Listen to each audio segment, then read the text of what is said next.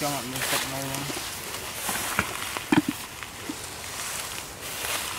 cột tập ong kìa này cột bông qua thì không ạ.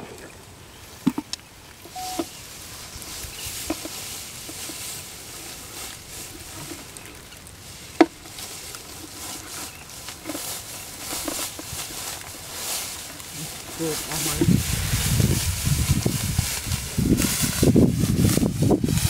tất cả bên tay cột đây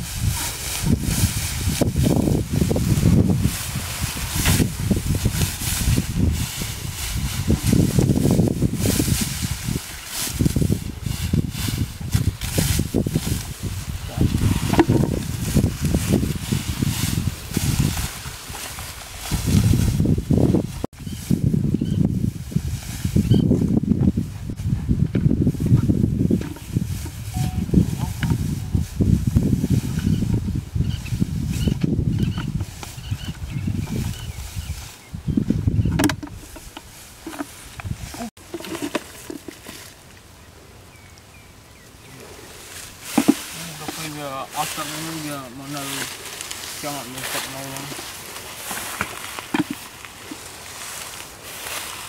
cột tập ong kìa này cột bông qua thì không ạ.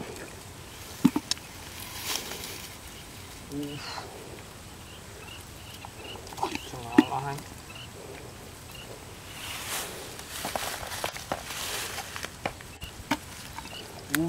ăn thơm này thơm này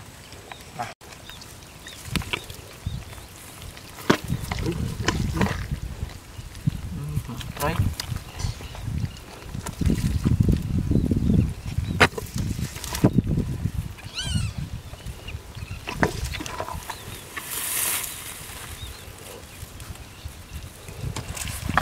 rồi chưa không bao giờ đi tiếp.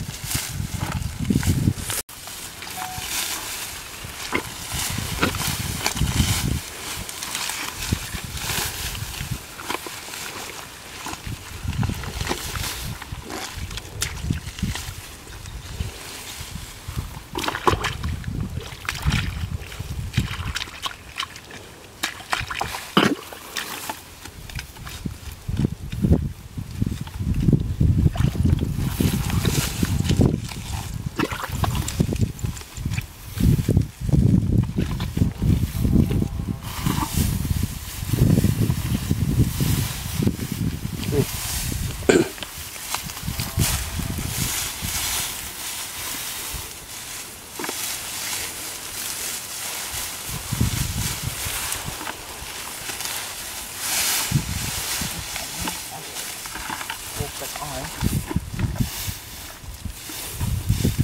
luôn nó là đâu